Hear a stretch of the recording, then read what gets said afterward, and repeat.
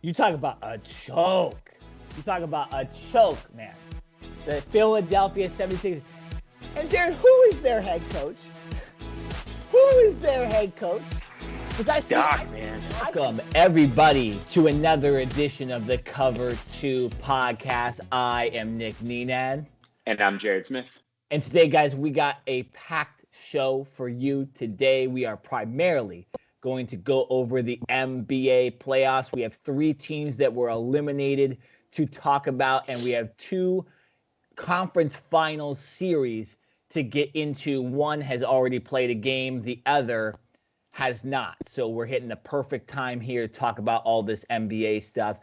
And then we'll start the show with some NFL news that came out only yesterday. We got lucky with some news. Well, lucky and unlucky with certain news. And we will get into that as well. But Jared, I got to start with this. How are you feeling knowing that, one, you are a Lakers fan and the Clippers are still in? And number 2, that your boy over here has his 2 NBA Finals teams still in the playoffs. Yeah, that does make me feel good. Either of those, actually. I think I'll take that. The first one, which would make me worse, make me feel worse, which is the fact that the Clippers are still in it and my Lakers aren't. I can deal with you being right every once in a while, but the Clippers still having a chance to, and actually their first time in their history ever making it past the second round is I don't like it. I'm not used to it. I don't want to see it. I hope they get blown out, swept, all of that. One thing really quickly, head coach Tyronn Lue of the Clippers came out, I think it was yesterday or the day before, and he said that if you're in the LA area and you're normally a Laker fan, that you should be rooting for the Clippers because it's all in LA. You should. Literally, was he on drugs? I think I tweeted this. Like, somebody test him for drugs right now. Like, I'm sorry. Yeah, if you're a casual basketball fan and you live in LA or whatever, go right ahead. Root for the Clippers, root for the Lakers, do what you want. The diehard people, if you're a diehard Laker fan, you ain't rooting for the Clippers. What is Tyronn Lue thinking? He's trying to get extra fans, extra motivation, maybe some extra people in the seats, because apparently the Staples Center won't to have a full capacity arena, and so you still see printouts of people in the stands, and then sprinkled in are actual fans. So I don't really know what he was thinking with that statement, but to me it makes 0 sense. And it goes the other way as well. Like, if you're a diehard Clipper fan, I don't expect you to ever root for the Lakers regardless of their situation. It's like, if you're a Mets fan, you're not rooting for the Yankees to win, right? Just because they're in the same. If you're like a Brooklyn Nets fan, you're not rooting for the Knicks to win. So it's like, I want them to win. I'll say this, Jared. I was going to ask you about that too, so I'm glad you brought it up. I think we all know that as much as I love my Clippers, I do like the Lakers as well. And I'm a rare fan. I do that with the Angels and the Dodgers. I do that with plenty of other teams. I do that with both the soccer teams here in LA too. But, when the Lakers and Clippers are competing in the same playoffs, I ain't cheering for the Lakers. You know what I'm saying? I wouldn't call myself a die-hard Clippers fans. People know that I've been cheering for the Clippers ever since Chris Kaman was the starting center, ever since Baron Davis was on the team. So I have that clout enough. I've been cheering for this team for at least 15 years, realistically. And same with the Lakers. Lakers, fortunately, they were in the finals when I was younger, so I remember watching those games. So you can say I was a fan of the Lakers first. Did I get a choice? No. My mom, my dad, other people were showing me the Lakers games. And when I got to decide, I decided both teams. I still remember Chris Wilcox balling it out for the Clippers in the playoffs, just to show you guys a little of the history I know. But I disagree with Ty a little bit. We don't need those toxic-ass Lakers fans following our team, man. They're all haters, most of the diehard ones. Jared, you're not bad, but you're getting on the toxicity level. Like, you're right here. I got a bunch of homies there. And then you got O'Shea Jackson, and like that. Yeah. How can you call us haters when the Clippers, y'all haven't won anything? Like, you have to win something in order to be called to, like, in order to be hated on You first. can Like, still, I'm Jared, you sorry, can but still getting be out of hated. the second round, I'm just talking Hey, crap hey, because not I anymore. can. Not anymore. That's as of right now. We are in Game 2 of the Western Conference Finals. Where are the Lakers? In Cancun. I saw Kyle Kuzma on Dave last night in episode 2 of Dave. He's now acting. He's getting all Hollywood like we all expected him to. So, I'm just saying you can absolutely hate on the Clippers, even though they've had way less success. We know this. The Lakers are the most successful franchise in the NBA, or at least the second most successful. So I get it. Yes, the Clippers can't compete, but nonetheless, you guys haters. I mean, when you got Steve Mason and John Ireland cheering Kawhi getting hurt on their radio show, the Lakers fans are haters. I know, Jared, you really say doing that. You really saying that out loud. You really say that. That's a little far. But nonetheless, we're getting to the NFL right now. But I just want to say my Clippers are still in it. The Bucks are still in it, but we're going to get to that a little bit later. Just want to shout it out. Just want to start this podcast with people so they know that I am right now. And I'm cheering for my Clippers in Game 2. And I even, my girl and I were supposed to do kind of a date night tonight, and I forgot that there was a basketball game on. I assumed that for some reason I thought the game was going to be on yesterday. And she actually compromised and said, hey, we'll go somewhere with a TV so we can watch. So that's how big this is for me, Jared. It's how big this is going down, right? That's real. Yeah. We'll get into that later. Of course. Now we got bigger news. We got bigger news to talk about, and that's the NFL. Carl Nassib, defensive end linebacker for the Las Vegas Raiders, formerly of the Cleveland Browns. He's the guy that was talking about on Hard Knocks about all the finances. Real famous scene in the last few years. Hard Knocks. He came out during Pride Month yesterday as the first active gay NFL player. Something out of nowhere, nobody expected. And he's the first player to acknowledge it since Michael Sam. And so this is a big moment for the NFL. They have their first gay player who's I wouldn't say a prominent player in the NFL, but a guy that definitely plays and starts and that people know of. Oh, yeah. Michael Sam came in as a 6th or 7th round draft pick.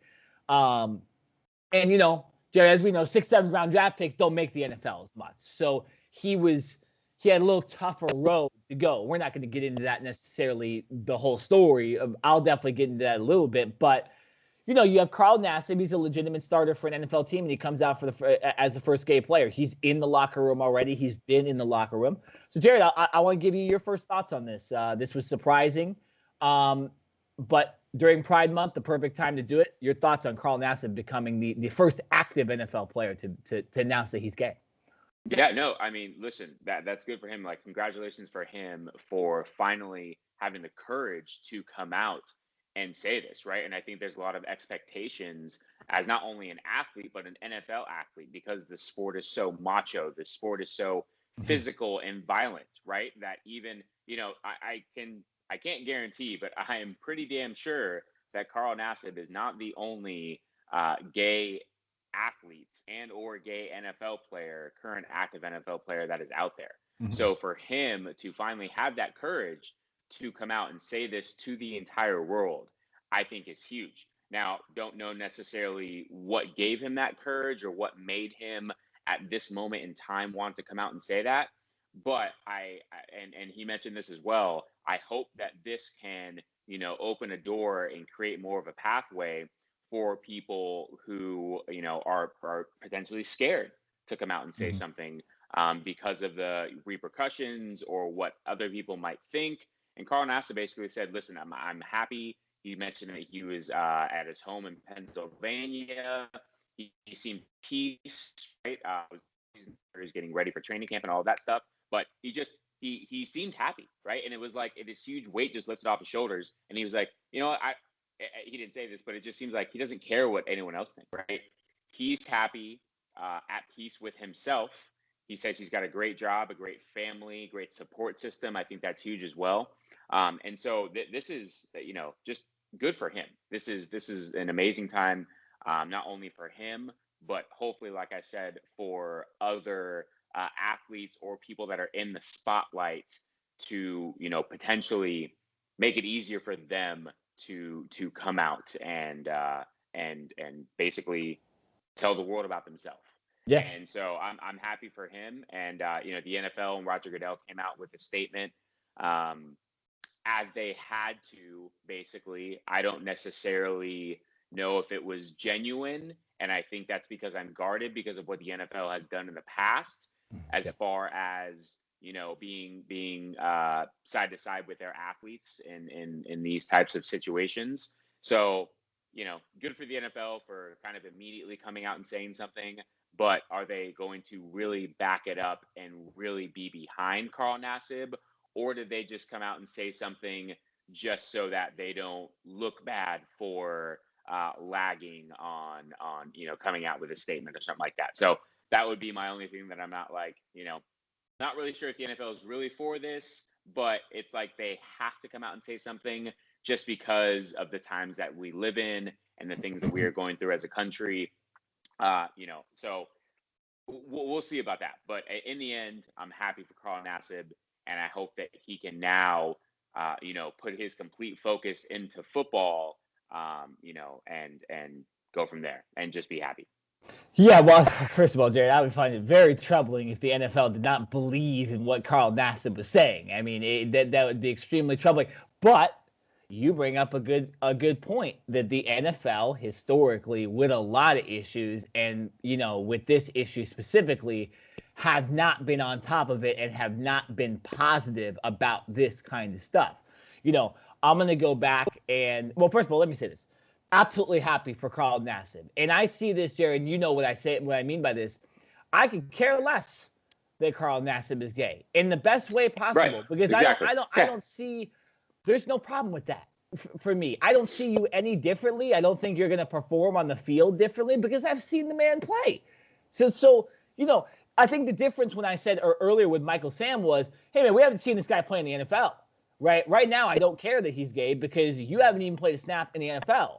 And so you got to prove to me that you can play in the NFL if you're going to be making these giant statements and all this stuff. It goes back to the whole Kaepernick thing too, as well, with a different issue as well, with Kaepernick's play on the field being a big part of why maybe his movement didn't work. I think that was a big part in Michael Sam's movement, is that he was an unknown NFL player drafted in the 6th, 7th round. And so people were like, okay, man, that's cool, but you're not even the first gay NFL player yet.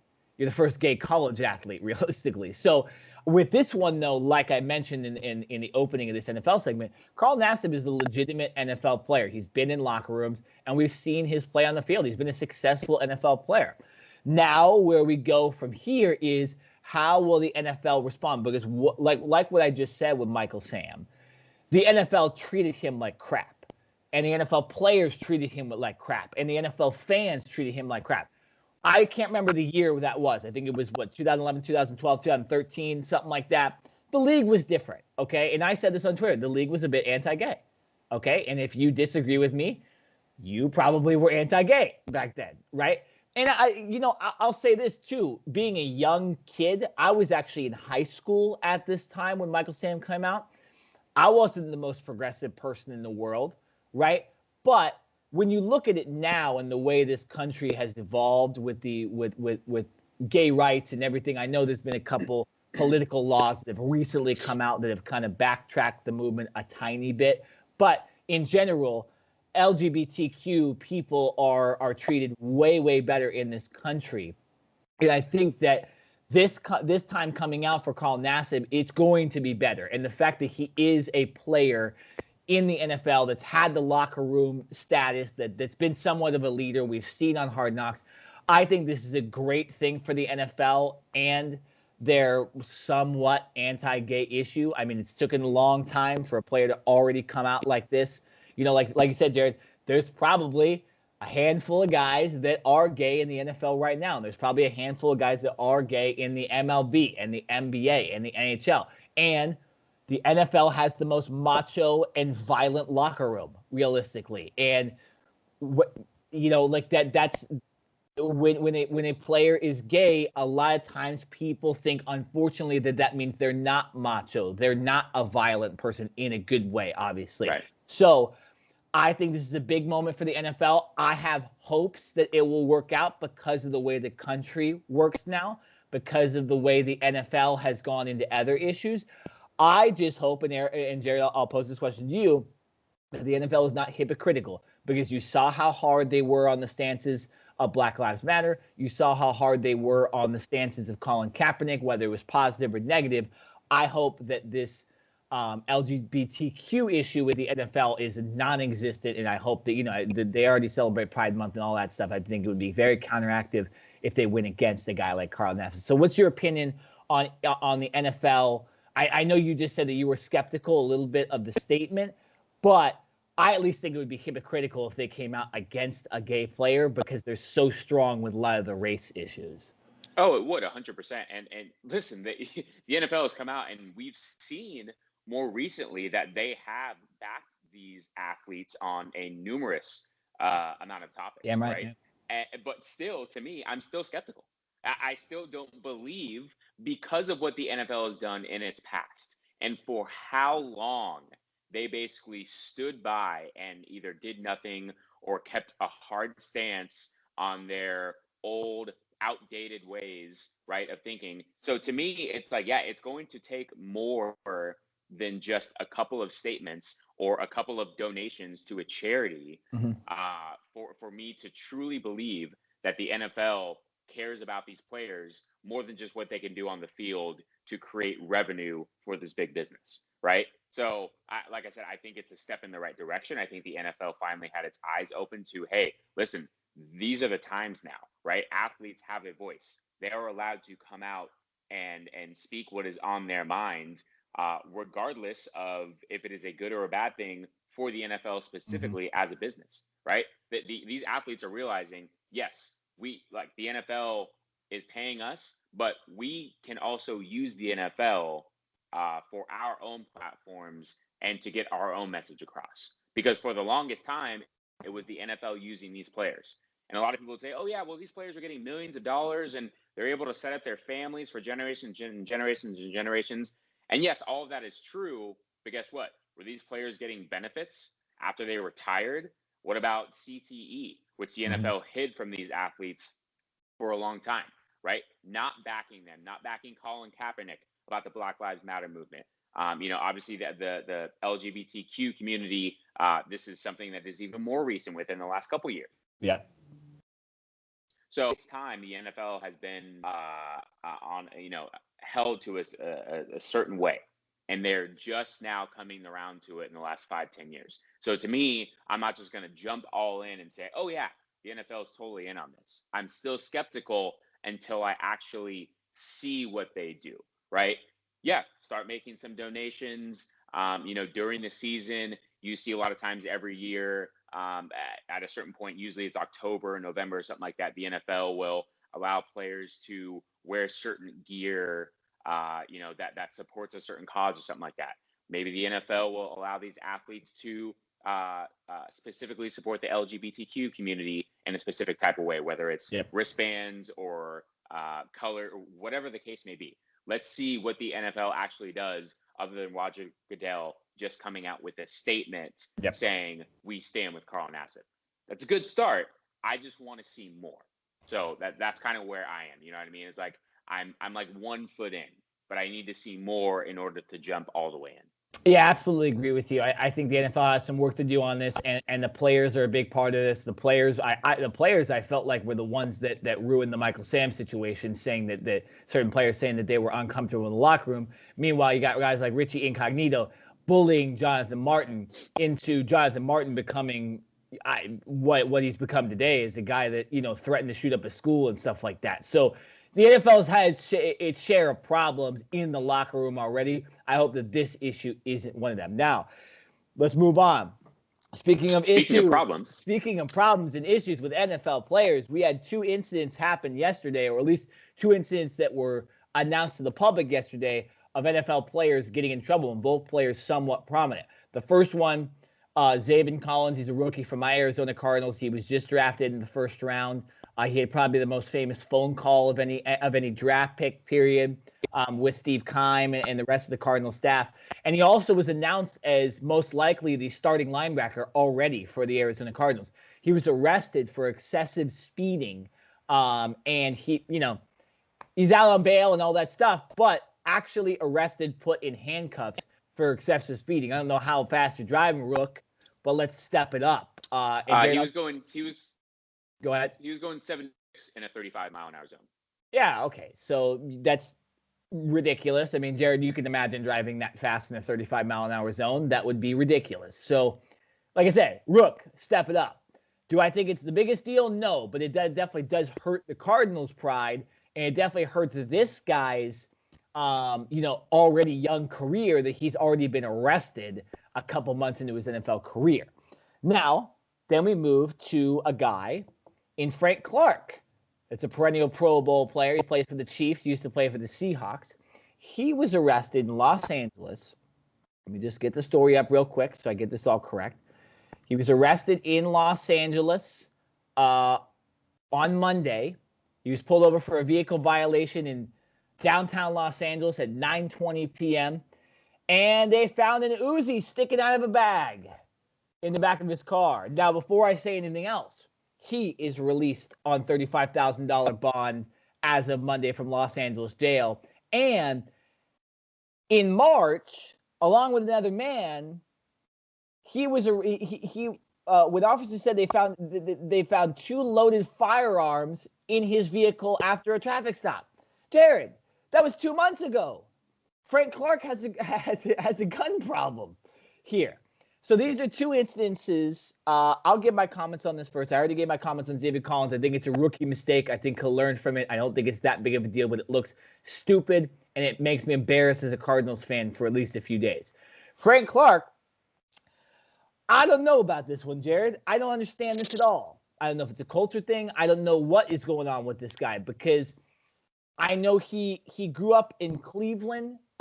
He was born in Bakersfield, but I don't know about being born in Cleveland makes you a super gun enthusiast, even though you have millions and millions of dollars. Last time I checked, guns aren't that expensive. They're not something that most NFL players buy and have in the back of their cars. So I don't understand this at all. I think this is one of the dumbest stories I've heard in the NFL, at least this year and maybe the last few years. The fact this guy's got arrested for gun charges twice now, or at least has gotten in trouble for guns.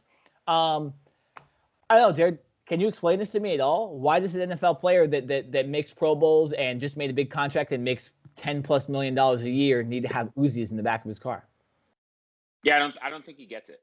And before I get into Zaven Collins, I want to just, I guess, piggyback off of Frank Clark here. And I continue to read, I believe it's the same article that you were reading it that I had pulled up on my screen here. And this isn't gun related, but back in 2014, Clark was arrested. And this was, I believe, when he was at the University of Michigan on suspicion of domestic violence over an incident at a hotel in Ohio. Now, which this actually led to the removal of him from the University of Michigan. He pled guilty to a lesser charge of disorderly conduct. So, this is not his first incident with the police, right? That suspicion of domestic violence is the biggest one of them all, right? And the most disturbing, no doubt. And the fact that he did plead guilty to a lesser charge, something did happen. We don't necessarily know, and I have not read further into it. But to me, that is a number one red flag. Not even in the NFL yet, still in college, that this guy could have some issues. And then to get pulled over the first time, right, with another man, and to have guns found in the car, it's like, okay, like number one, why are you carrying around guns? What do you need to carry around guns for, right? I know that certain states guns are legal to carry and all these things, but just why? Not Los Angeles. Right, not LA. And the third is a freaking Uzi. Like it's one thing to have a handgun, right? That is yours, you paid for, concealed, whatever the case may be. An Uzi Like, what do you need a Uzi for, bro? This is not like, this is not war. I really don't understand why anyone would need an assault rifle, an automatic rifle, an Uzi, anything like that. Like, seriously, you need an Uzi to feel walking around downtown LA or driving around downtown LA, whatever the hell you're doing? Like, to me, Frank Clark, like, if I'm the Chiefs, you're released. Mm-hmm. Like, you're done. This is his third offense with the police. Now, I get it. His first one was back in college. Mm-hmm. The Chiefs did not draft him. He was drafted by the Seattle Seahawks and then traded to the Chiefs just a couple years ago, right? But it's like, this is now your second incident with police regarding a weapon with the Chiefs. You obviously didn't get it the first time, right? When you got off, either, I don't know if he ended up going to jail for that or what the case was, but you got off the first time. And now the second time you're in downtown LA with a freaking Uzi. Like, you're done, man. Like, unless you can come up with a legitimate explanation as to why you have an Uzi in your car. And there's not many good explanations, by the way. There's maybe one. I can't even think of it, but there's maybe one. You're done, man. I don't care how much we're paying you. I don't care what your contract is. I don't care the money we have to eat. You're done, man. That's not the type of look that the NFL is looking for, especially in today's world. It's not the type of look that the Kansas City Chiefs are looking for. Yeah, man, the Kansas City Chiefs are good enough to where they don't need Frank Clark. Yeah, he'd be a nice piece to help their Super Bowl contending team without Frank Clark. So Frank Clark is not above the team, in my opinion. And I can't get the Uzi out of my head. It's one thing to be carrying a gun, a handgun, right? A lot of people do that, even in states that don't necessarily allow you to. Handgun's one thing. An Uzi? Nah, man. Yeah, no, and Jared, I agree with you on all that because it's one of those things where, yeah, I understand if you want to have a gun, you can have a gun. Like, even if you're 300 pounds, 6'4", like Frank Clark, if someone else has a gun, that pound and weight don't matter, right? So having a gun is not a problem with me at all. And so, but an Uzi, like you said, unnecessary. Now, Clark's attorney said that it belonged to Clark's bodyguard. Why does Clark's bodyguard need an Uzi? You need to shoot somebody 13 times? I'm just saying. Was two things. Do we know if, number one, Clark's bodyguard was in the car at the time? Because in the report, like in the first report that happened a couple years ago, it says Frank Clark and another man. This report that just happened in downtown LA, I didn't hear anything about another guy in the car. So yeah, if it's his guy's Uzi, then why does his bodyguard not have it? Why does he have it? Yeah, exactly. What's his bodyguard doing? Yeah, it's all stupid, Jared. And by the way, this was not put in the article. I just did research on this, further. Frank Clark had his record expunged of this, but he was actually, in 2012, was suspended from the Michigan team for felony second-degree home invasion for alleged theft of a MacBook Air. And he did some sentencing at some youthful training camp or something like that. They expunged it of his record, so it doesn't show. But the guy still did it. The guy still stole a MacBook Air at Michigan. Then he was charged with. He was arrested on domestic violence, and then now he has 2 gun charges in 2021. It's a guy that's not learning, Jared, and I agree with you. At some point, why do we allow guys like this to enjoy the NFL lifestyle? Right? Why do we allow? I think that if you are making $100 million, you should be as squeaky clean as possible, and that is my opinion. Because I don't have $100 million. Yeah. I can afford to get in trouble because I don't have a team relying on me. Okay, right? So I'm just saying, yeah, maybe the NFL needs to look at this, and like we were just saying with Carl Nassib, I'm these are the type of guys you don't need in the locker room right here. Okay, I'm not claiming Frank Clark is anti-gay or anything like that by saying that. I'm just saying when you got a guy that can't control a gun issue in the locker room, do we really think that everybody in the NFL locker room is going to be okay with a gay guy at the same point? This is the problem with the NFL is they have all these locker room issues of these guys that just don't understand what's going on. And it doesn't even matter about your race either. It's just there's certain guys that do really stupid things. I mentioned Richie Incognito earlier. There's plenty of white players that have done stupid things too.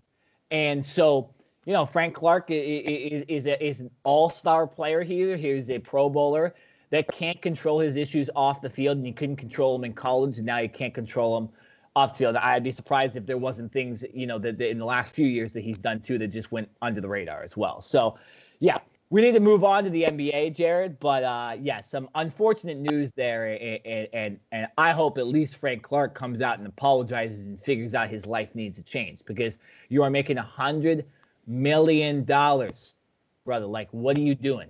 Come on, you don't need to do this. Really quick. Kansas City needs to do the right thing and let this guy go, because I'm going to say this: big move. If Kansas City does not release him, I get it. He's an all-star. He's a Pro Bowler. Makes $10 million a year. I don't give a damn. That's more of a reason why they need to release him. You want to know why? If they don't, that's basically going to say, because you're a star on this team, you're going to be able to get away with stuff. Now, he didn't shoot anybody, thank God, right? No one got injured, thankfully. But still, I mean, in Uzi, like, no, man, and this is not your first run-in with the police because of a weapon. No, dude, he doesn't get it. This is now his 4th incident with police, right, since he has been an adult. No, he doesn't get it. I'm sorry, man. Like, 4 strikes, you're way out. Yeah. You should have been out 3 strikes. 4 strikes, Jared, you got an extra one. You're way out. Remember what happened in Gilbert Arenas? When he brought a gun in the locker room? I know it's different because he brought it to the actual arena. Fine. Exactly. I want suspensions, loss of paycheck. At the very least, to me, he should be cut off the team and made an example of. You can't do this type of stuff and get away with it. Yeah. If they don't, he basically is getting away with it. And other athletes are going to see that, and they're going to say, okay, I can get away with this. I can carry a freaking Uzi in my car, and I'm not going to get cut from the team. Damn right. Yeah, no. I mean, it's precedent. In the MLB, they're after every single inning, they're checking pitchers for foreign substances. So if Frank Clark doesn't get suspended for having an Uzi in his car for the 2nd time in 3 months, something's got to happen. There's got to be some rule in the NFL rule book that says you can't be having guns and getting arrested every 3 months. Okay, it's got to be something. All right, let's move on to the NBA big news here, Jared. We got so much to talk about. We have the Eastern and Western Conference Finals going on. It is the Clippers and Suns with a 1-0 lead at this point. And the Hawks and Bucks. 2 teams, Jared, that I think on our last podcast we didn't expect to be in the conference finals. Nope. One or the other, and now they're both. Nope. But before we get into those teams, we want to talk about the teams that were eliminated. That is the 76ers, that is the Nets, and that is the Jazz. So we'll just get right into it. Jared, let's start with the Nets, because I think this is a little bit more see-through why they lost that series. I'll say this. Was I surprised that they ended up losing this series? Yes, even regardless of their issues. But I think at least we can point to the fact that Kyrie got hurt and did not play in the last few games of that series. James Harden was not the same guy. He was clearly playing injured, not even playing hurt. And Kevin Durant, I think the workload for him just got a little too much, and he was not able to beat a great team in the Milwaukee Bucks. So for the Nets, I do think that their biggest problem, right, that we all said was if they can't stay healthy, they probably won't win a championship. Well, that's exactly what happened. But when you look at this team, if they stay healthy, I think they were the NBA champs this year. So it's 1A or 1B. Like, you're either going to be too hurt to win or you're going to win the championship. So with this team, not as much to talk about. I don't really know what they do in the offseason to figure this out, besides maybe hire a new trainer like the Lakers did because of the injuries. But this team at least cannot blame the 70-day off season, because Kevin Durant was coming back for the first time ever after his Achilles injury. Kyrie was coming off injury as well, didn't even play in the bubble, and James Harden didn't get far in the bubble last year. So this is just these guys being injured careerly, and I just think that's what I see with this Nets team. Not much to talk about as far as their failures. It was just injuries to me. Yeah, no, this team's going to be fine. They're going to come back healthy next year. My biggest concern with this team is more of like the mental psyche, right? Yeah. And more specifically with Kyrie Irving, right? Where is his head going to be? Remember at the beginning of the year, he took time off. I think he took at 2 different stints. He took a week off. And he went to be with his family, and then another point he took another, you know what I mean? He's trying to be like Dennis Rodman back in the 90s with the Bulls, where Dennis Rodman needed a week and he went to Vegas. Michael Jordan literally had to fly to Vegas to get Dennis Rodman out of bed and be like, hey, man, we need you. Like playoffs are coming up. We need our guy. So to me, it's not the injuries. Injuries happen in the sport. It was just an unfortunate time for them. Injuries happened to the Lakers and other teams as well, which hindered their potential success and getting to the next round.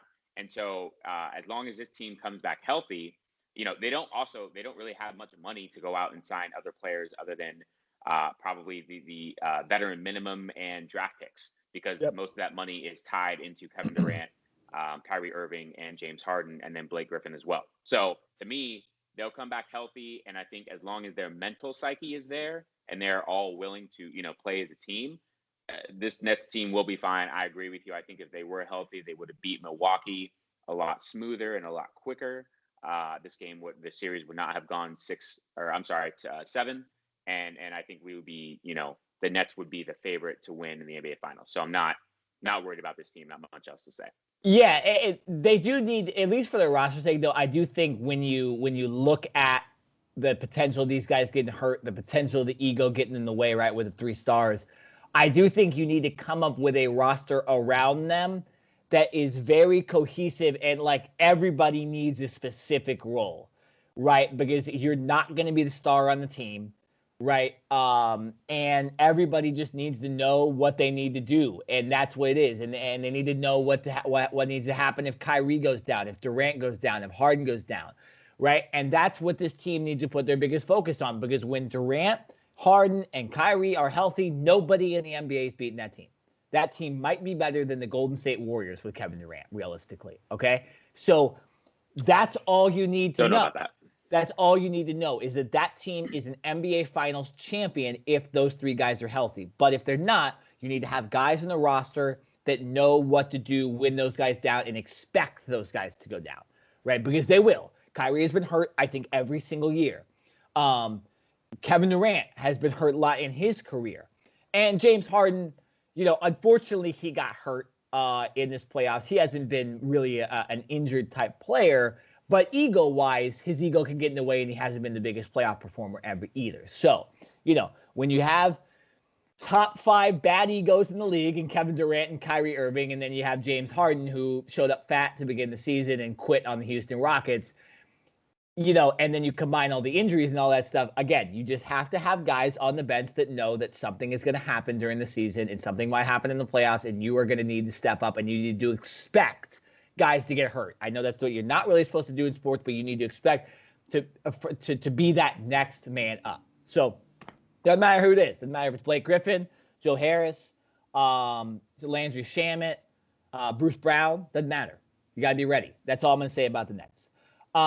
All right, let's move to the Utah Jazz. Jared, this team was hindered by injuries as well. But like I said in the last podcast, the injuries are clearly a part of the playoffs. I mean, we're looking at the Western Conference Finals, and yeah, Chris Paul is in COVID protocol.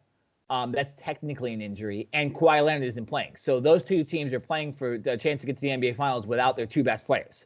Okay, so I don't want to hear about injuries causing everybody to be out. Like, everybody's being affected by injuries except for the Hawks, realistically. So, and the Bucks, and the Bucks as well. So, when you look at the Jazz, though, Mike Conley didn't play until Game 7. Donovan Mitchell was hurt a little bit in this series. I think he missed 1 game, right? Or did he even miss a game? Or I think he left one of the games against the Clippers that they ended up winning. But I want to say this. I don't think injuries were the reason this team lost. I said that on the last podcast that I thought they needed Mike Conley back. I was wrong. The Jazz could have won this series without Mike Conley. The problem is their other star did not step up, and that is Rudy Gobert. They are paying Rudy Gobert, what Jared, $200 million? $200 million contract? A lot of damn cash. Jared, to get 6 points and like 15 rebounds a game? Come on, man. You got to step up. We're going to talk about another player in the very next team that's doing the same exact thing to his team. The Jazz have a second star problem, okay? And that is the only reason they lost to the Clippers. If Gobert would have played like the all-star people say he is, the Jazz should have won this series. This series wins 7. If Mike Conley would have just played a couple games, I think they win this series. But nonetheless, that's not what happened. And the depth on the Jazz ended up being not enough, similarly to the Nets. It doesn't matter how many good players you have on the team. If you don't have those guys to step up and your stars don't step up, you end up not being successful. Donovan Mitchell was one of the best, if not the best player in the NBA playoffs this year. Still lost. Kevin Durant, 48 points, 17 rebounds, 10 assists, whatever it was in the one game we watched live on this podcast. Doesn't matter. Eliminated. Luka Doncic.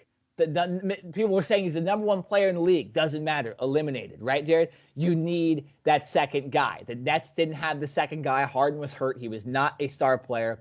The Jazz star player, Rudy Gobert, did not step up. And for Luka, he did not have a second guy. And Kristaps Porzingis turned into the new playoff P. So, with me, Jared, I see this as they need to figure out what they want to do as a franchise with a guy like Rudy Gobert. I don't think you can just give up on a guy like this, but they need him to step up. I think if he stepped up, I think they're playing the Phoenix Suns right now. Do you agree or disagree?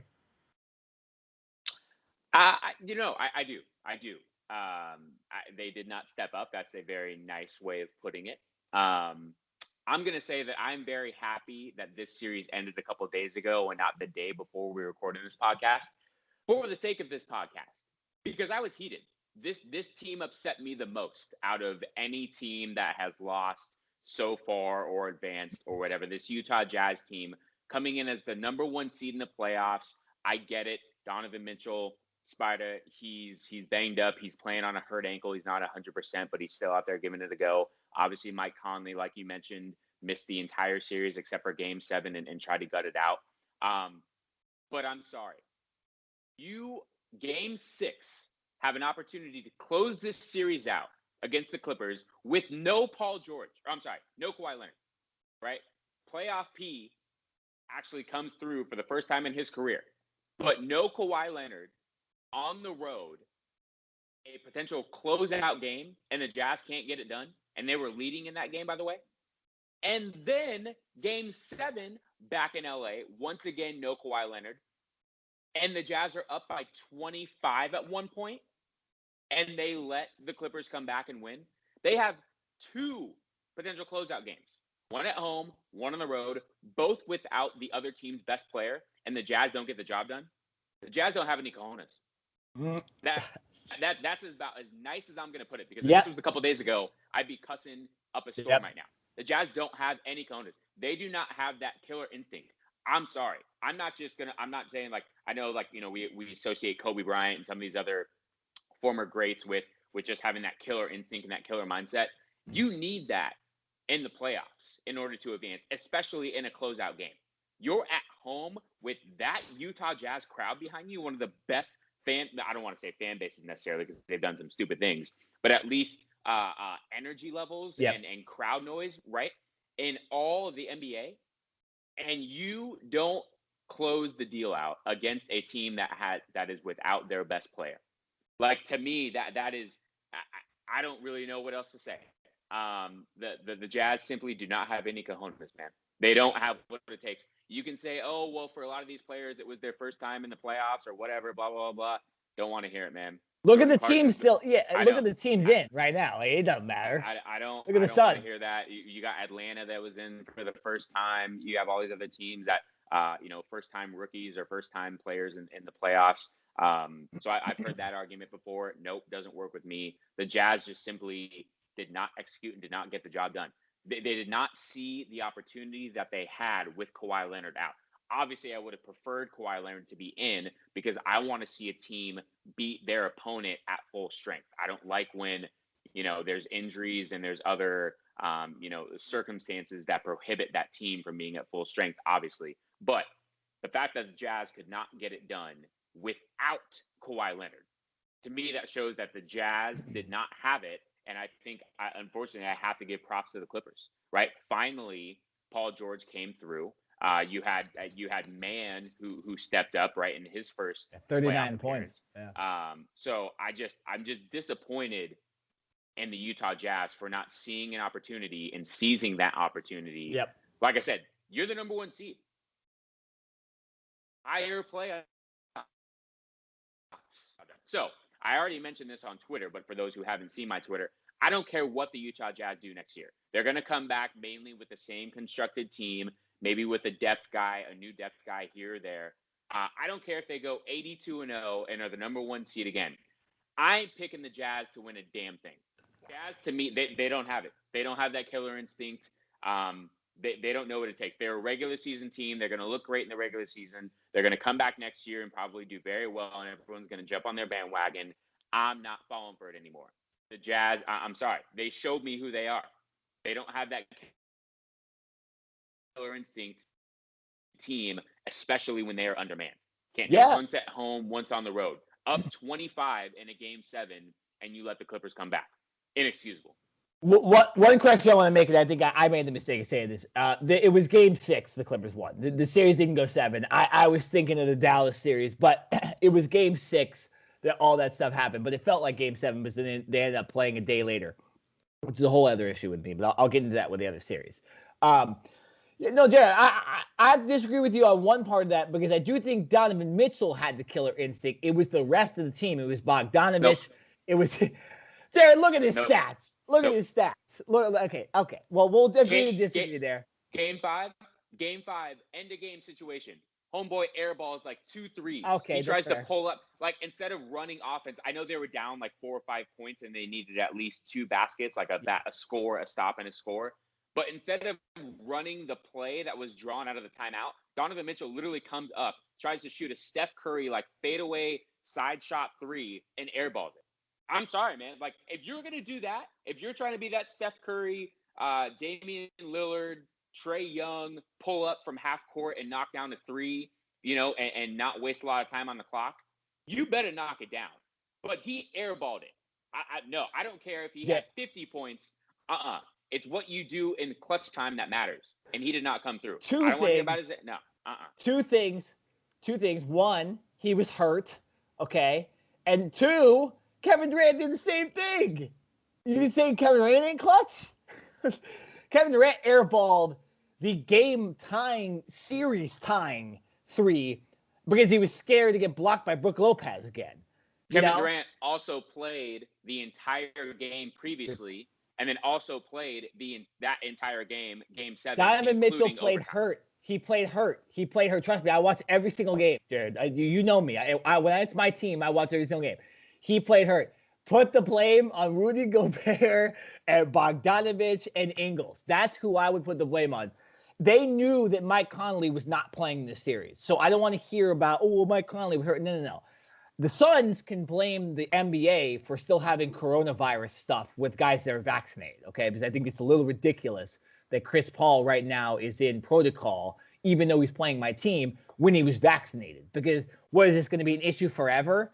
That we're all going to have to, hope that our NBA players all of a sudden just don't test positive for COVID? It's a whole other issue, right? It's a human rights issue too. But nonetheless, the Jazz knew that Mike Conley wasn't playing. They knew the adjustments. Ingles stepped up most of the games, but did not step up game 6 in the biggest moments. Donovan Mitchell, I thought, stepped up yesterday. He missed a couple shots late, yes, but I think he was carrying the team on his back, much like Kevin Durant was.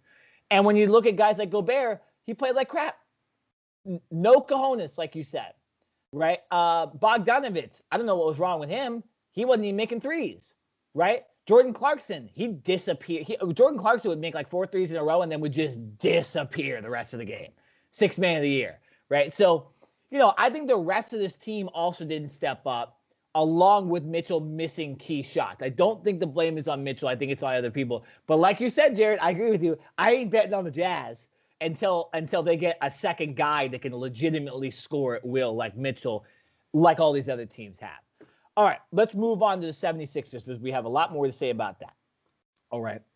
This team, Jared, was one of the best teams in the NBA. Okay?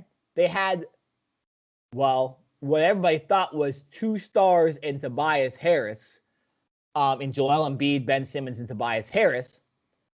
And this team loses in 7 legitimately to the Atlanta Hawks, a team with no All-Stars, a team with no second guy, just Trae Young.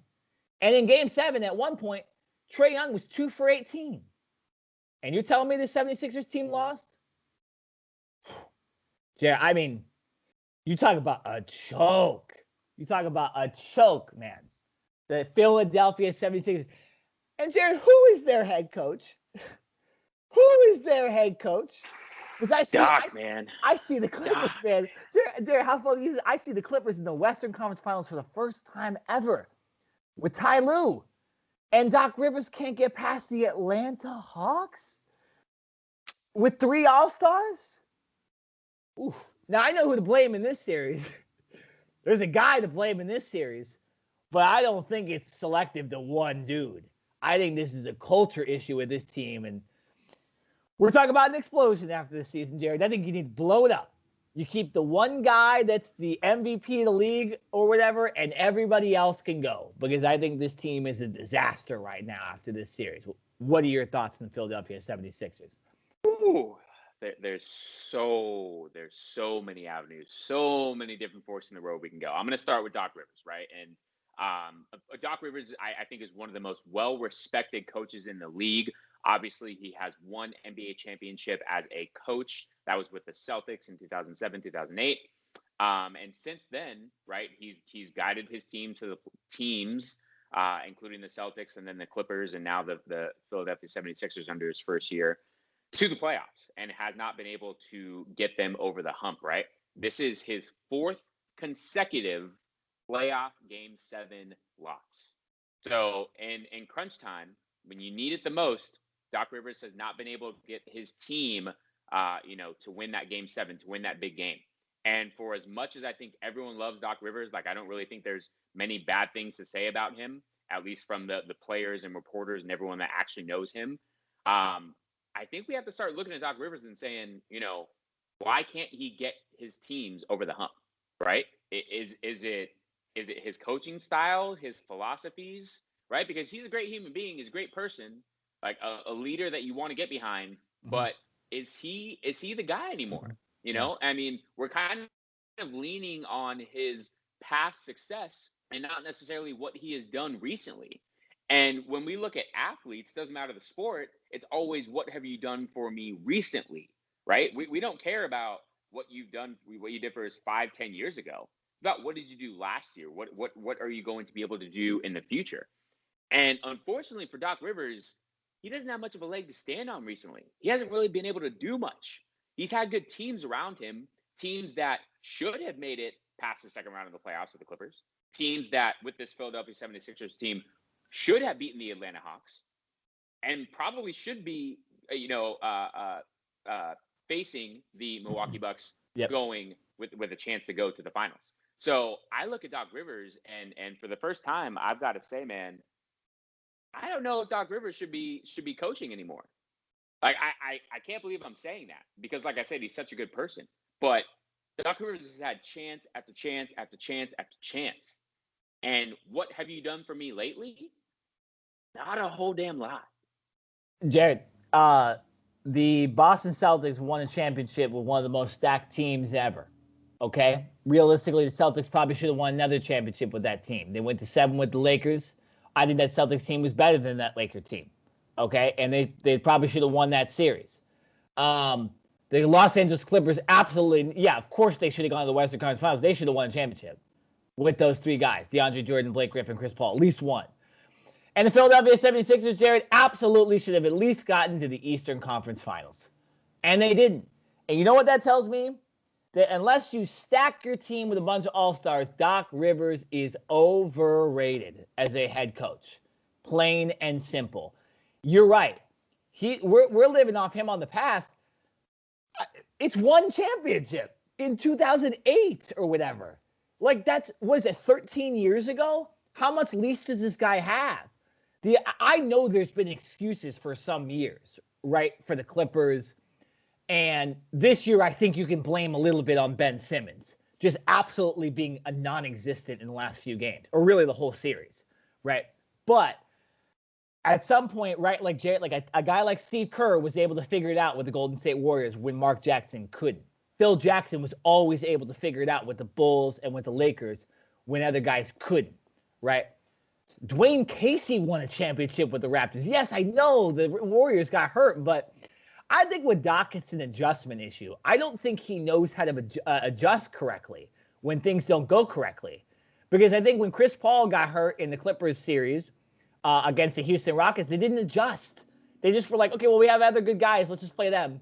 Like, I think he always thought that there was like this next guy, like the Celtics teams, that was going to be able to play well. Kevin Durant. Oh, well, Paul Pierce will play good. Oh, Ray Allen will make a three. Oh, Rondo will make it. Like, I know. I think he's one of the most overrated coaches in NBA history, realistically, with all these failures. The guys had way more failures and strange, absolute like choking failures than success. The only success he had was when he had one of the most stacked rosters in the league. I don't consider that like legitimate head coaching like greatness. Steve Nash, if he would have won the championship this year, would anybody have been said that Steve Nash was the reason that team won? No. And now we look at Steve Nash as like, hey, you're not that good of a coach. You weren't able to win with James Harden and Kevin Durant and Blake Griffin and Joe Harris. Like, you weren't able to adjust. So this happens to some guys, and I think Doc Rivers, unfortunately, has been given such a long leash that he's now become one of the most overrated coaches in NBA history. The dude, the Clippers with less talent on their team are in the Western Conference Finals right now. I'm just saying. Right? I know they lost Kawhi before Game 1, and they had Kawhi, I believe. No, actually, they didn't have Kawhi against Jazz. What the hell am I talking about? Right? That's all I'm gonna say. The Clippers making the Western Conference Finals and Doc not beating the Hawks and not getting the second round was the most hilarious thing. Because remember, Jared, I said that, like, I think the roster was stacked last year. I said this during the pandemic. I thought this roster was stacked last year with the Clippers, and there was probably a reason you had to get rid of somebody to end up being Doc, and look what happened, right? I think the Clippers, if they don't win, you could absolutely blame it on the fact that Kawhi is hurt, and I'll get into other players that might be hurt that are going to affect that team not beating the Suns if they don't end up beating them. But Doc was a big issue, it looks like, and Ty Lue looks like, at this point, a better coach. It's kind of weird, but that's the way it goes.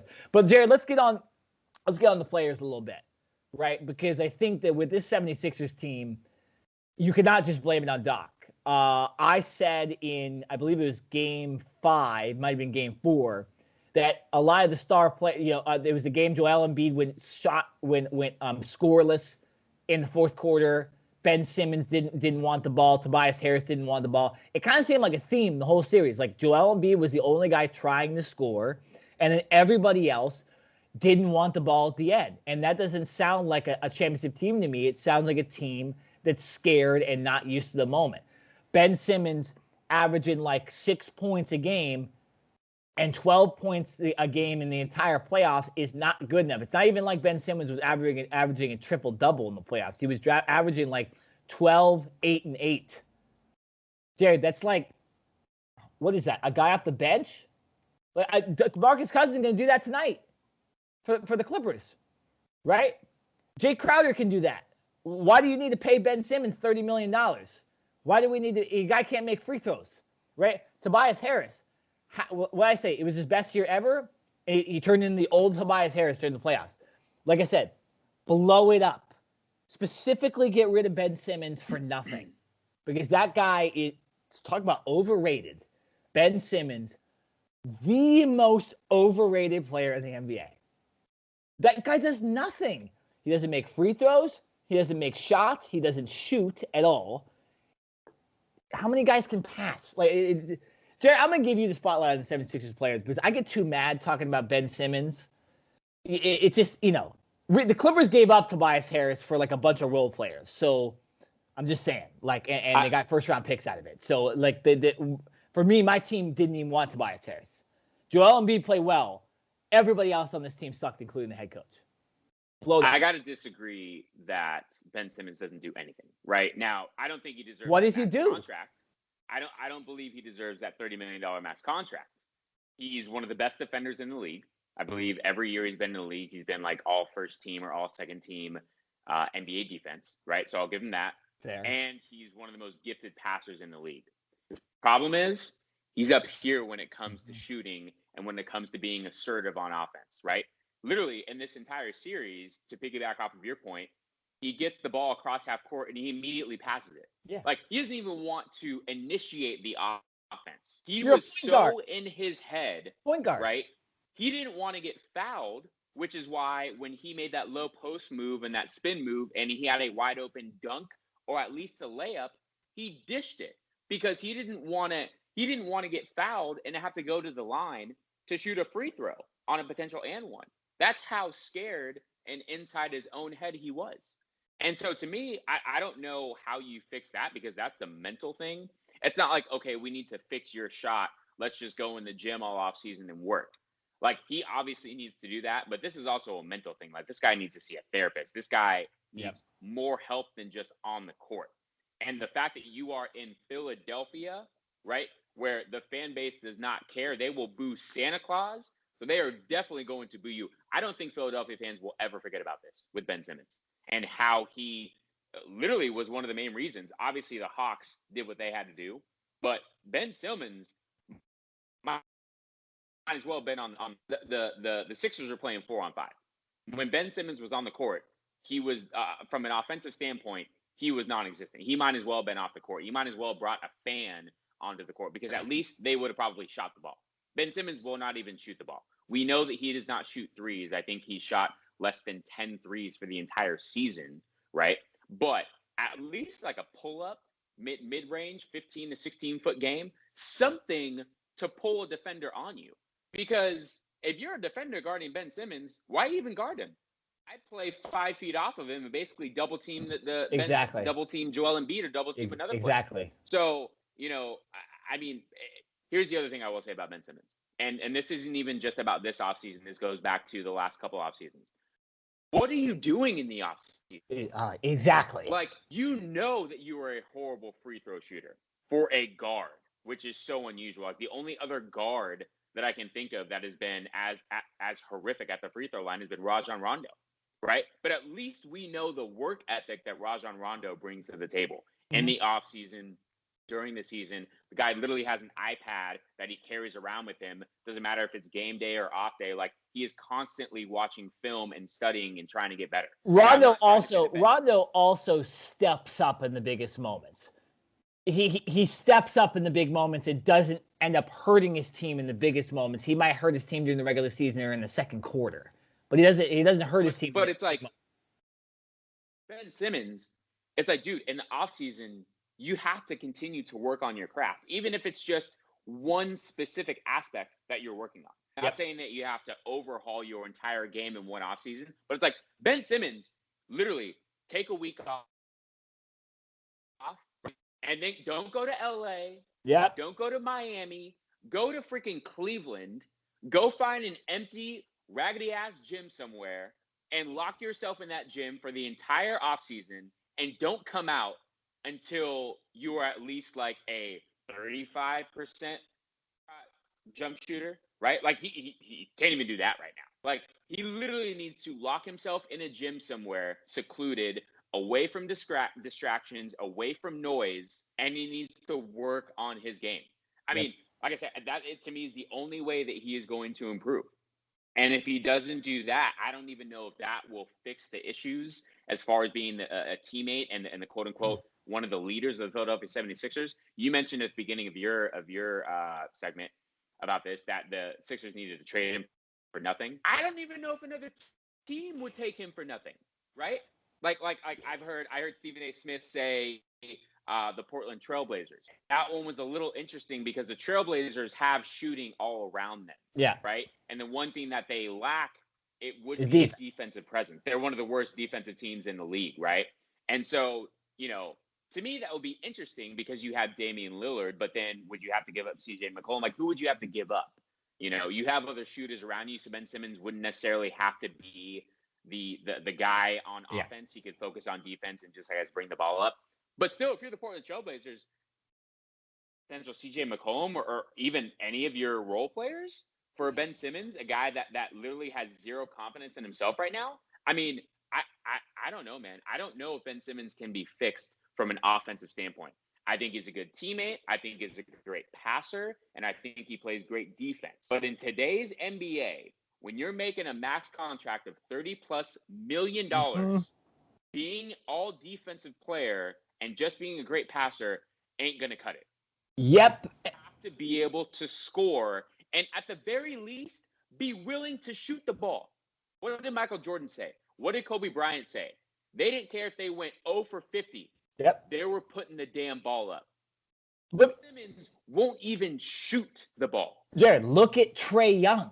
2 for 18 in that game 7 against 76ers, and they won by 7. Okay? Because he kept shooting and he made the big shots. You could go 0 for 30, and if you make the game-winning shot, nobody cares that you went 0 for 30, right? I know, Jay. I mean, there's so much to talk about the team. We do need to move on because we're going a little long on the podcast to the actual predictions for the series, the conference finals series. But I'm just going to say this. There's 2 guys that I blamed for their series loss, and it's 2 guys that don't do their job but get paid like they do their job. Rudy Gobert only rebounds and plays defense. Last time I checked, can you win an NBA game by only rebounding? You have to put the ball in the basket, right? If you just find a bunch of guys that guarded and only rebounded, they'd have 0 points. Ben Simmons, I guess he assists and rebounds, doesn't score, doesn't even make free throws, right? But he's paid $30 million. Dude, I don't know about you. We're in the same industry, realistically, outside this podcast. If you knew if you were hiring somebody and you knew that person couldn't do the job that you were hiring them for, the main job, why would you pay them $30 million? Like, NBA, stop. Just because you drafted a guy does not mean that you need to give him a supermax contract. Okay? The NBA players, trust me, they already have so much leverage. You do not need to give them $30 million to score 6 points. Okay? It's making the league look stupid. Okay, it's making the NBA look like a joke that we're paying Rudy Gobert $40 million. Okay, and we paid Shaq 20, right? When Shaq was so dominant, did everything Rudy Gobert does, and 3 times, 4 times, 5 times more, right? People like Ben Simmons is the next Magic Johnson. Maybe Magic Johnson now, okay? Maybe now at like 50, 60 years old, not back in the day. So NBA, stop it. You don't need to pay guys just because they're on your team and you drafted them and they're good for the community or whatever. Stop it. Okay? I mean, Rudy Gobert caused COVID. Okay? Stop it. Mr. Touch the mics. Okay? Jared, let's move on, though. Let's move on. 76ers are a failure. We'll see what they do in the offseason, and we'll talk about that more after the NBA season. But, well, let's move right into the East, right? We didn't really talk about the Hawks. Or the Bucks. Let's just get right into the prediction. We don't have a lot of time in this podcast. Probably about 10 minutes left. What's your thoughts? Who do you think ends up winning this Eastern Conference Finals, and why? Listen, I think the Bucks have to be favored. Mm-hmm. They have Giannis. They have who we think is the best player. Trae Young is coming into his own, right? And one of the faces of the league now. The thing I think I love about Trae Young is he's like that villain role, right? He's like that Reggie Miller. Like I saw something that didn't really register with me until I read this yesterday. Trae Young went into the 2 most hostile environments in an NBA setting and won both of those playoff matchups in New York, Madison Square Garden, and in Philadelphia, right? Where both of those fan bases will literally rip your head off. And Trae Young went in both places and was ice cold. And I'm sorry, not ice cold, like had ice in his veins. Guy does not care. Doesn't matter if it's an NBA arena, schoolyard, doesn't matter. Like, he will come out and, like you said, 2 for 18 at one point, and he still put up a 3 basically from half court and drilled it.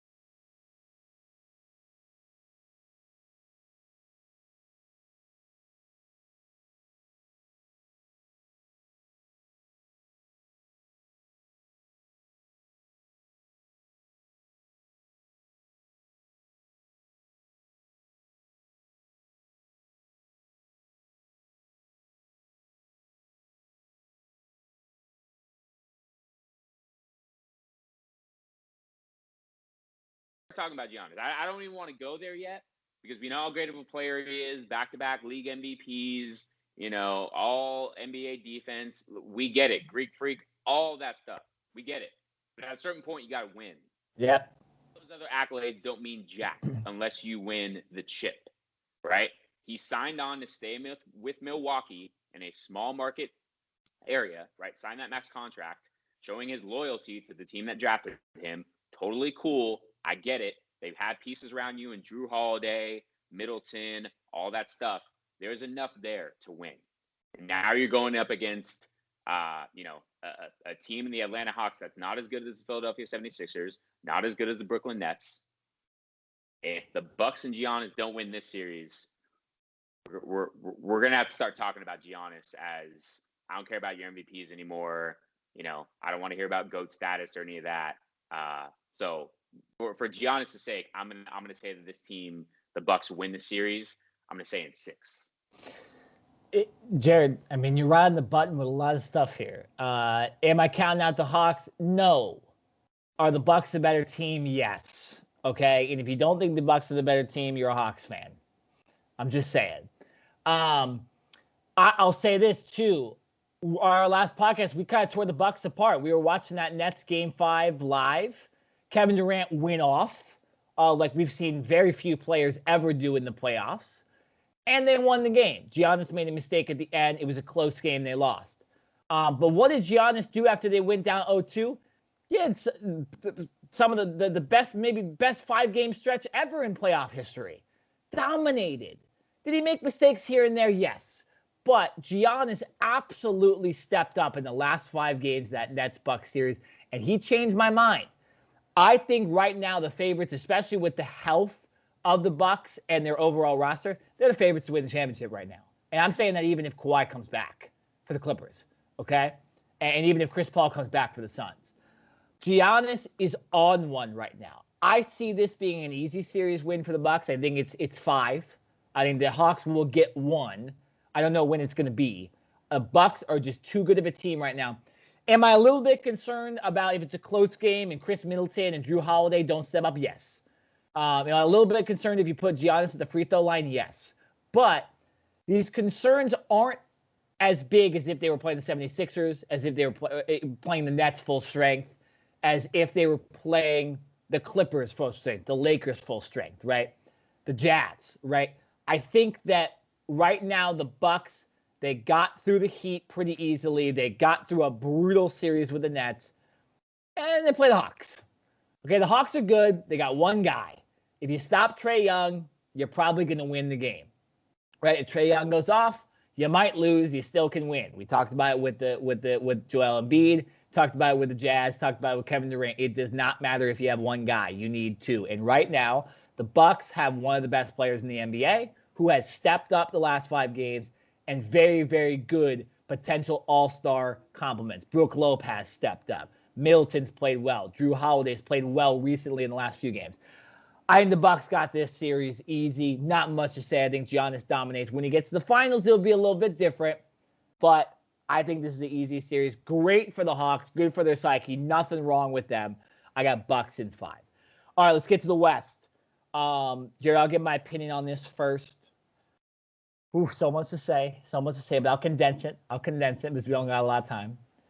I came out pretty brash on social media saying Clippers in 5. Now, that's still realistic, but that was before certain things happened, okay? Now, let me just explain this. If everybody is healthy besides Kawhi on this team, I still think the Clippers win because I think they have enough momentum. They are one of the best, if not the best, defensive team in the playoffs right now, and I think Paul George is playing like the superstar that he was signed and traded for, okay? But they're missing Kawhi, okay? And the depth with the Suns, if they stay healthy compared to the Clippers, if they lose 1-2 guys key to the lineup, it's tough for the Clippers to win. And it would strictly be because of injuries. I'm talking specifically about Marcus Morris. I think if Marcus Morris does not end up playing significant minutes in this series, I don't think the Clippers have a very good chance. Because Marcus Morris was one of the guys, if not the most, besides Terrence Mann, to step up and win that series against the Jazz. Marcus Morris did not step down at all when Kawhi went out. He went up, he stepped up 20-plus points, making threes, guarding Rudy Gobert, causing us to crap all over him on this podcast. And he was there. But right now he's dealing with an injury. He might not play game 2, and he didn't really play game 1. And the Clippers, they lost a close one. Yeah, did they come back at the end and make it a lot closer? Yes. That game, the Suns really won that game handily, even though the score was close. But I think the Clippers absolutely need Marcus Morris. They need guys like Rondo to stay healthy. They need Terrence Mann to stay healthy. They need DeMarcus Cousins to step up. And also, I think the Clippers, too, they need to figure out the lineup quick. Because what we saw in the Mavericks and Jazz series was obviously they went down 0-2, but they figured out what lineup worked best. They went big in the Mavericks series and ended up winning because they went big. And they went small in the Jazz series and ended up winning because they went small, right? Defensively and offensively, it worked out. I think they need to go big against the Suns. And that's why you saw DeMarcus Cousins play minutes. You saw Zubac play minutes. Those guys are healthy. They just didn't fit the Jazz series, right? And they fit the Mavericks series. So I think with the Clippers, you need to figure out what lineup you're putting out there in game 2 right now, right? You guys are seeing this podcast as it's coming out probably before the game at some point, right? But you'll mainly probably watch it after game 2 is over.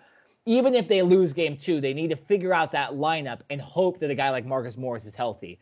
And that's the way they'll win. The Suns, Devin Booker's playing like a superstar, okay? He needs to continue like that. All I'll say is, without Chris Paul, that's a big factor of the Suns not winning this series. The Clippers can absolutely handle the Suns if they don't have Chris Paul for a significant amount of minutes, and it will affect them in game 2, okay? Because we saw, Luka shot the lights out of the building. Tim Hardaway Jr. was making big-time threes, right? You look at the Jazz series. Oh, my goodness. One of the games, they made like 33s. Jordan Clarkson making them. Bogdanovich, Mitchell, banking shots. Everybody's making threes, right? Clippers still won the series. Doesn't matter. So Devin Booker could score 60 points. The Clippers can still win. They know how to. You can let one guy score if the rest of the team doesn't score, right? So I'm confident in my Clippers, but please stop with the injuries. Stop. Because like we've seen with a lot of the other series, the Clippers players will step up, but if you just don't have any more players, you can't win the series. And the Suns are a great team, and they have a roster that's healthy right now. They're playing well with Booker, Ayton, Crowder, Bridges, and all the other complementary players. Cameron Payne steps up when Paul's out. That Suns team is great. No, nothing taken away from the Suns, but the Clippers, they can win this series if they have Marcus Morris and nobody else gets hurt and they set their lineup. They'll beat anybody, including the Bucks or the Hawks. But if we keep losing guys left and right and Kawhi never comes back, I don't know. Jared, what's your thoughts as an unbiased fan of both these teams? Well, actually, you might be a little biased against the Clippers, but what's your take on this series with the injuries and the stars out and all the implications here? Yeah, no, of course I'm a little biased. I don't want to see the Clippers win. Come on, man. No, in all seriousness, I'm going to say a couple of things. Number one, you said that Devin Booker is playing like a superstar. No, Devin Booker is a superstar. Okay, Devin Booker has been a superstar for a couple years. It's just unfortunate that he's had to play in Phoenix in a smaller market, and for the first time in his career, Phoenix is actually a good team, right? Yeah. We saw that in the bubble last year, going 8-0, and they've been able to carry that momentum into this season as the number 2 seed. So we are finally seeing on a national stage what Devin Booker can do, when in all reality, he's been doing this since he was at Kentucky when he first came into the league. But no one really cared because Phoenix won 10 games every year, right? So that's number one. Devin Booker is a superstar, and not that he's just playing like one. Number two, you're right. I will give the Clippers a little bit of credit in the sense that obviously the first 2 series they went down 0-2. So even if they lose tonight to the Suns, they're not going to panic because they're used to this. They might be better when they go down 0-2, right? I don't know if they won a game or two in the first, the first part of the series. I don't know how they would do. It seems like they just do better when they're down and their backs are against the wall. Number 3, I'm looking at the score sheet here, and I get it, right? Obviously, no Kawhi, and not really sure about Morris. But I'm looking at the points, 2 categories: points scored and free throws. And here's some things that alarm me about the Clippers. Mm-hmm. They only had 2 players from their starting lineup scoring double figures, and DeMarcus Cousins scored 11, so he barely hit double figures. Paul George was the only starter to attempt a free throw. No other starter attempted a free throw in game 1, right? It was their bench. DeMarcus Cousins had a couple. Zubac had some. That was it, right? Jesus Christ. Batum, Morris, Jackson, Man. So to me, that's saying that Paul George is the only guy that is being aggressive, driving to the basket, trying to get contact. That's not going to work, right? This Phoenix Suns team wants to get up and down. They want to run. They're one of the youngest teams in the league and one of the most athletic to run. A way of slowing that down is getting to the free throw line, stopping the clock, slowing the game down a little bit. So I think the rest of the Clippers, not including Paul George, need to do a better job of getting to the free throw line and slowing the game down and making it more of their pace. When I look at the Phoenix Suns, all 5 of their starters, right, including Johnson off the bench. So, yes, they don't have Chris Paul, obviously. We can sit here and argue what's the bigger loss, Chris Paul with the Suns or Kawhi Leonard with the Clippers. I think they're obviously both huge losses. Yep. One of those players and Chris Paul will more likely be back in either game 2 or game 3 or game 4. Kawhi Leonard, not really sure. I've heard rumblings that it's an ACL and that it's more serious than people think. So who knows? I don't want to get into speculation there. But at least from game 1, I take away that the Phoenix team as a collective unit played better together, right? Yep. And they were able to, spread the ball around and their players contributed more.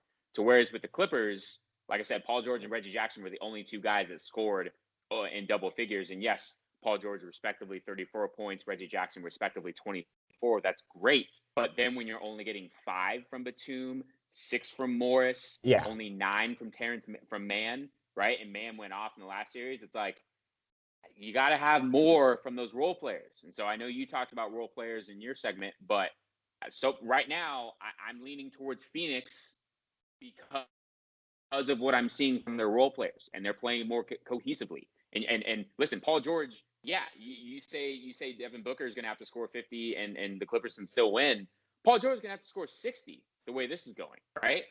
Because the Phoenix Suns, they have other guys that can score. Now, obviously, Booker's going to get his, but he doesn't have a problem, dishing and trusting his other players. If I'm Paul George right now, I'm saying, hey, man, like other than Reggie Jackson, who else is going to step up for me? I'm sorry, but we can't have guys scoring 5-6 points a game when you're playing 27, 28 minutes.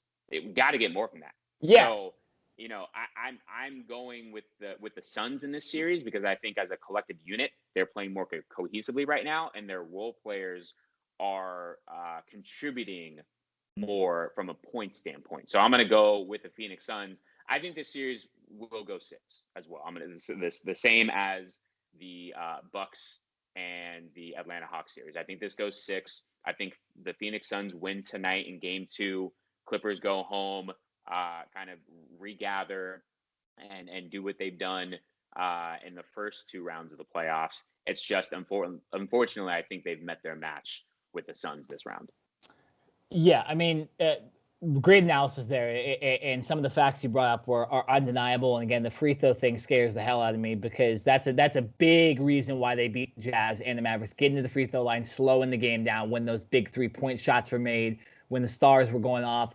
It's a tactic, right? It's tactic LeBron takes in the playoffs too. A lot of those series against the Warriors, you slow the game down and you work. And I think if they go big and they set their lineup correctly and hopefully nobody else significant gets legitimately hurt, they can win the series.